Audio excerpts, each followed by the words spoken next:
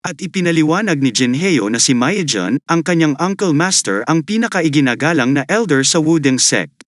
Na si Muyangjin ay dating kandidato para sa master ng clan bago siya nawala ng kanyang mga kakayahan, kasama ang kasalukuyang clan, master, Mang Yangjia, nang sumalakay ang masamang sekta, ang Heavenly Master. Si Muyangjin ay nakipaglaban ng buong tapang upang protektahan ang kanyang mga disipulo hanggang sa wakas. Idinagdag ni Jinhyo na si Master Uncle Muyangjin ay parang simbolo ng paglaban para sa Wudang sect, kaya naman iginagalang siya ng lahat. Sinabi ni Jimmy na naiintindihan niya, ngunit para sa kanya, si Muyangjin ay isang aesthetic na tao na sinubukang labanan siya, at ngayon siya ay itinuturing na walang silbi. Samantala, ang mga matatanda ay nagpupulong, at ang sect master ay nagtanong kung mayroon pang mga alalahanin. Nakita ni Jimmy na ang buong talakayan ay napaka-boring. Napansin din ni Jimmy na ang sekta, na dating mahirap, ay may kaunting pera na ngayon. Ang lahat ng mga palasyo ay humihiling na nagpapahaba ng pulong. Itinaas ni Muyangjin ang kanyang kamay para kausapin ang sect master. Naiinis si Jimmy. At nagtataka kung bakit magsasalita ngayon si Muyangjin na malapit nang matapos ang kumperensya. Sinabi ni Muyangjin sa sect master na habang may koneksyon sa Keanggang Merchant Association, asahan ang maaaring maging kapaki-pakinabang ang dapat nilang isaalang-alang at ang mga kahihinatnan. Binanggit niya na kahit na inirerekomenda sila ni Jinhyo, hindi talaga nila alam ang motibo ng Merchant Association at hindi malinaw ang pinagmula ng kanilang pera. Naniniwala si Muyangjin na hindi tama na gamitin ang pera ng asosasyon nang hindi nauunawaan ang higit pa tungkol sa kanila. Curious si Jinhyo kung ano ang iniisip ni Muyangjin, na tingin niya ay naglalakad na bangkay. Ipinaliwanag ni Muyangjin na iniisip niya ang tungkol sa pagsali sa kanilang mga alagad sa asosasyon ng mga mangangalakal. Tinanong ng sect master si Muyangjin kung dapat silang magpadala ng ilang mga disipulo. Sumagot si Muyangjin ng oo, at ipinaliwanag na maaari nilang gamitin ang dahilan ng pagtulong sa asosasyon ng mga mangangalakal, ngunit sa katotohanan, ang kanilang mga alagad ay nagbabantay sa asosasyon. Binanggit niya na may matagal ng tradisyon ng pagpapadala ng kanilang pinakamahusay na mga alagad upang magtrabaho kasama ang mga asosasyon ng mangangalakal para sa proteksyon. Naniniwala si Muyangjin na ang kanilang mga disipulo ay mas malakas kaysa sa sinumang upahang gwardya na maaaring mayroon ang asosasyon, kaya malamang na minalugod nila ang kanilang tulong. Ang sect master ay nagpapalagay na nito ay magandang ideya, ngunit tinanong kung sino ang dapat nilang ipadala. Partikular na ang tamang tao sa kanilang mga unang klaseng disipulo, tiniyak ni Muyangjin sa kanya na mayroon silang perpektong kandidato sa tunay ay si Jimmy. Tunay na sorpresa na si Muyangjin ay dumating sa kumperensya ng maaga para dito. Sa tingin niya ay nagbunga na sa wakas ang lahat ng pagsisikap na ginawa niya para mapanatili ang buhay ni Muyangjin, at binawi niya ang kanyang naunang pahayag tungkol sa pagiging inutil ni Muyangjin. Sinabi ni Jinhyo na ang ideya ni Master Muyangjin ay isang magandang ideya. Ipinaliwanag niya na ang ibang mga alagad ng unang klase ay nakikitungo na sa mga isyu sa kanilang sariling mga palasyo. Iminumungkahi ni Jinhyo na ipadala si Jimmy para dito gawain. Laking gulat ni Jimmy nang mapagtanto niya na hindi naman siguro masamang tao si Jinhyo. Kung tutuusin, iniisip ni Jimmy na kung alam niya ito ng mas maaga, hindi niya sana nasaktan si Jinhyo noon. Sumasang-ayon si Muyangjin kay Jinhyo at binanggit na nakipagkita na si Jimmy sa Shangyang Merchant Association at mukhang interesado sa kanila. Nag-aalala si Jinhyo sa sinasabi ng kanyang amo na si Muyangjin. Ang sect master sa tingin nito ay isang kamanghamanghang ideya at humihingi ng kanilang mga opinyon sa iba pang matatanda. Lahat sila ay sumasang-ayon na ito ay isang magandang solusyon. Namangha si Jimmy na ang problemang kinakaharap niya ay nalulutas na niya mismo.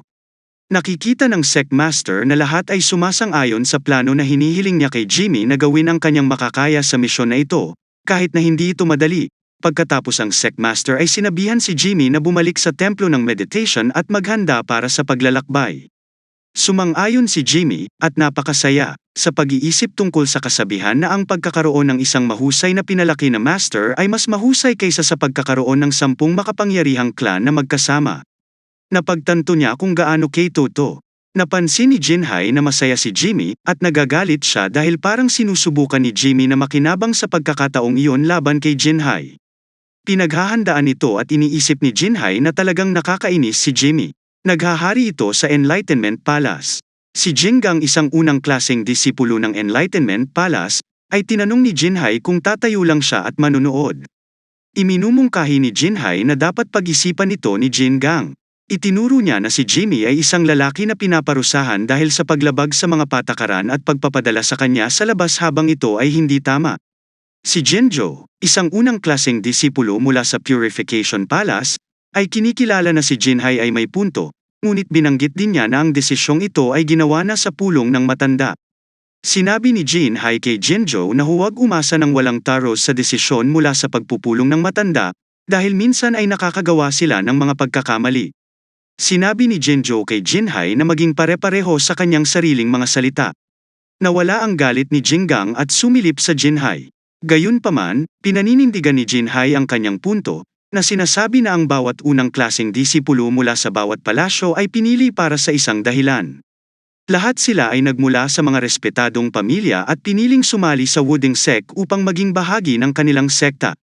Lahat sila ay nakikipagkumpetensya upang maging dakilang alagad na mamumuno sa susunod na henerasyon. Gayunpaman, binanggit ni Jinhai na si Jimmy ay isang bata ng tao at nagmula sa isang hamak na background bilang isang magsasaka. Naniniwala si Jinhai na umaasa si Jimmy sa suporta ng master na si Uncle Miao Jin at pinapalabo niya ang hatol ng sect master at iba pang matatanda. Inakusahan din niya si Jimmy ng panlilinlang sa iba pang mga apprentice sa pagkonsumo ng karne, na sumasalungat sa mga tradisyon ng sekta ng Wudeng. Habang si Jimmy, sa kabilang banda, ay nagsabi kay Jinhai na siya ay masyado nang naabala sa isang bagay na hindi gaanong mahalaga. Tinanong niya si Jinhai kung ang mga tradisyon lamang ang makapagpapalakas sa kanila. Napagtanto ni Jinhai na tila maraming gustong sabihin si Jimmy tungkol sa bagay na ito, lalo na pagkatapos matalo ni Jimmy si Jinhai at ipadala siya sa Purification Palace para gamutin. Sinabi ni Jinheo kay Jinhai na tila nagseselos siya sa mga mata ni Jimmy. Tinanong ni Jinheo si Jinhai kung nakita niya si Master Uncle Miajan. Itinuro niya na si Miajan ay maaari nang gumalaw ng normal pagkatapos kumain ng karne, at ang pagbabawal sa karne ay inalis na. Binanggit din ni Jinheo na kahit ang nakatatandang kapatid na si Mayonggang ay sumang-ayon kay Jimmy na kumakatawan sa Wudeng Sect. Nagalit si Jinhai na patuloy na nakikialam si Jinheo. Pagkatapos ay sinabi ni Jinheo kay Jinhai na nakamit niya ang isang bagay sa pamamagitan ng pagkonekta sa kanila sa Changyang Merchant Association, ngunit kinwestiyon niya kung paano nakikita ng senior brother na si Jingang ang magiging dulot nito ngayon. Ipinaliwanag ni Jinheo na responsibilidad ng senior na si Jin na kumonekta at makipag-usap sa mga maimpluwensya sa labas. Dagdag pa ni Jinheo, tinanong si Jinhai kung bakit hindi muna niya ito napag-usapan sa senior brother na si Jingang bago pumunta kay master ni Uncle Miyang Jin. Pinayuhan ni Jinheo si Jinhai na huwag masyadong lumayo at ipinatong ang kanyang kamay sa balikat ni Jinhai. Pinayuhan ni Jinheo si Jinhai na huminahon. Ipinaliwanag niya na ang titulo ng dakilang disipulo ay kumakatawan sa buong Wudeng Sect, at hindi ito dapat gamitin para sa pansariling kapakanan. Upang itaas ang katayuan sa pamilya, galit na galit si Jinhai at hinugot ang kanyang espada, nagtanong kung sino ba si Jinheo. Na si Jingang ang namagitan at sinabihan si Jinhai na huminto kaagad. Pinaalalahanan niyang pareho sina Jinheo at Jinhai na may hawak silang mahahalagang posisyon sa loob ng kanilang palasyo at hindi dapat kumilos ng napakagulo. Umalis si Jingang na nagtuturo sa kanila na huwag pag-usapan ang ginawang desisyon sa pagpupulong ng matanda. Tinanong niya kung naiintindihan nila. Sinundan si Jinhai, si Jingang, na humihiling sa kanya na maghintay, ngunit umalis si Jingang nang hindi lumilingon. Pinayuhan ni Jinjo si Jinheo na isalang-alang ang damdamin ni Jinhai. Kapag pinag-uusapan ang tungkol sa kanyang pamilya, si Jinheo ay hindi sumasang-ayon at naniniwalang si Jinhai ang mali. Itinuro niya na kahit na ang mga matatanda ay tumigil sa pagtalakay kay Jinhai ng mali. Tinanong ni Jinjo kung gaano kahalaga si Jinheo kay Jimmy, kung saan nagulat si Jinheo at nagtanong kung ano ang iminumungkahi ni Jinjo na tila si Jinheo ang tunay na nagmamalasakit kay Jimmy. Humalakhak si Jinheo at inamin na mahal niya si Jimmy. Pinupuri niya si Jimmy sa pagiging napakahusay sa martial arts, na nagsasabing mayroong kakaiba sa kanya. Tumugon si Jinjo sa pagsasabing kahit na hindi babae si Jimmy, nagawa niyang makuha ang puso ni Jinheo. Mapaglarong nagmumungkahi si Jinjo na baka dapat niyang bugbugin si Jinheo minsan. Nagbabahagi sila ng tawa, at sinabihan ni Jinhyo si Jinjo na itigil na ang pagbibiro. Pagkatapos ay ibinalita ni Jinjo kay Chongsheng, binanggit na bumisita si Chongsheng sa templo ng meditation at tila wala ng planong bumalik. Dagdag pa ni Jinzu na parang mas gusto ng lahat si Jimmy kaysa sa iba. Itinuturo ni Jinhyo na ang mahirap na buhay ni Chongzeng ay bahagyang kasalanan ni Jinjo. Nangangatwiran si Jinzo na si Chongsheng ay nakikitungo pa rin sa mga personal na sama ng loob at hindi pa handa para sa Purification Palace, kung saan sila nakikitungo sa mga usapin ng antas sa buhay. Siya ay naghinuha na salamat sa mga pangyayaring ito. Ang isang mahuhusay na individual ay nasa ilalim ng gabay. At ito ay maaaring talagang para sa pinakamahusay. Napansin din niya na si Jimmy ay isang malakas na kandidato para maging dakilang disipulo. Pagkatapos ng lahat, nagulat si Jinjo at sinabing hindi niya alam kung si Jimmy ang magiging dakilang disipulo. Idinagdag niya na hindi siya makapagsalita para sa iba, ngunit sigurado siyang hindi ito papayagan ni Jinhai at ang senior brother na si Jin Gang. Naniniwala si Jinhyo na hindi may tatago ang talento at ang isang tulad ni Jimmy na magpapakita ng kanilang potensyal, anuman ang sitwasyon. Pumayag si Jinjo at pumayag na makita kung mapapatunayan ni Jimmy ang kanyang sarili. Samantala, ibinalik ni Jimmy si Master Uncle Mojin sa kanyang palasyo habang umuulan pa. Sinabi ni Mayongjin na umalis sila sa umaga, ngunit ngayon ay gabi na. Si Jimmy, na nakangiti kay Mayongjin, na nagtatanong kung bakit ganoon ang tingin nito sa kanya. Sumagot si Jimmy na ito ay dahil si Mayongjin ay napakahusay. Si Jimmy ay tahimik na nag-iisip sa kanyang sarili na hindi niya tinanong si Mayongjin na hindi siya nag-iisa. Sumama si Mayongjin, kahit na masama ang pakiramdam, si Jimmy ay nakakaramdam ng matinding pagmamalaki. At paghanga mula kay Master Mayongjin. Napansin ni Mayongjin ang kasab-ika ni Jimmy na tuklasin ang labas ng mundo at hinihikayat siyang huwag mag-alala tungkol sa kanyang kalusugan at magsaya sa kanyang sarili. Si Jimmy ay medyo naguguluhan at nagtanong kung ano ang ibig niyang sabihin sa pagkakaroon ng magandang oras. Sumagot si Mayongjin at idinagdag na kahit na ang mga aesthetics na tulad nila, ay maaaring magkaroon ng magandang oras. Biro niya, kapag bumaba siya, baka kumain pa siya ng karne. Mapaglarong tinutukso ni Jimmy ang kanyang amo, ngunit nang bahagyang nagalit si Mayongjin, mabilis niyang tiniyak na nagbibiro lang siya. Napabuntong hininga si Mayongjin at naisip na hindi ito mukhang biro. Dumating sina Chengwo at Sheng na nakasuot ng makeshift rain cover at may dalang mga bag. Tinanong sila ni Jimmy kung bakit sila nakaganyang kasutan. Ipinaliwanag ni Sheng Wu na narinig niyang lalabas si Jimmy, at idinagdag ni Cheng Sang na sila, bilang mga disipulo ni Jimmy, ay gustong samahan si Jimmy sa paglalakbay. Dapat pangalagaan ng mga alagad ang kanilang Panginoon, at nagulat si Jimmy sa pahayag na ito. Tinanong niya kung sino sa palagay nila ang kanyang mga alagad.